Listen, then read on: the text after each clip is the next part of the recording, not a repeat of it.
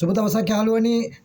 අපි දන්නවා මේ දවස්වල මැති ඇමතිවරු CID එකට ගේනවා වගේම දැන් මේ කඩප්පුලි ආණ්ඩුව කුපාඩි ආණ්ඩුව දැන් පුරුදු වෙලා තියෙනවා මේ ආණ්ඩුව විවේචනය කරන සමාජ මාධ්‍ය ක්‍රියාකාරීන් පවා CID එකට RID එකට මේ ID එකට ගේන්න අරාන්දිමින් පවතිනවා කියන්නේ සහෝදරනි පැහැදිලිවම කියනවා. ඒ වගේම මේ රටේ කුලී වැඩ කරන සිකියුරිටි ගාඩ් එකක් කරන ඒ සියලු දෙනාම ගේන්න මේ ආණ්ඩුව මේ වෙනකොට කටයුතු කරමින් පවතිනවා. ඒ නිසා මං සමාජ මාධ්‍ය ක්‍රියාකාරීන්ට කියනවා විශේෂයෙන් ඔබ ආණ්ඩුව විවේචනය කරනවා නම් ඔබත් CID එකට යන්න සූදානම් වෙලා ඉන්න.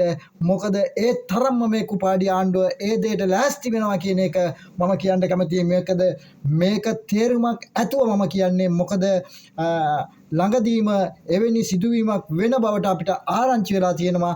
ඒ නිසා මම කියන්න කැමති මේ සමාජ මාධ්‍ය ක්‍රියාකාරීන් අතර නීතිඥ මහත්වරුන් ඉන්නවා නම් මේ සමාජ මාධ්‍ය ක්‍රියාකාරීන් මුදවා ගන්න, එහෙම නැත්නම් ඔවුන්ට පිහිට වෙන්න CID එකට යන්න, කට්ටියට උදව් කරන්න ඔබතුමාලගේ සහාය ලබා දෙන්න කියලා මං ගෞරවයෙන් යුතුව ඉල්ලා සිටිනවා. මම නැවතත් කියනවා මේ සමාජ මාධ්‍ය ක්‍රියාකාරීන්ට මේ ආණ්ඩුව විවේචනය කරන කට්ටියට ඔබත් CID එකට ඉතාම ආසන්න දිනයක කැඳවාවි.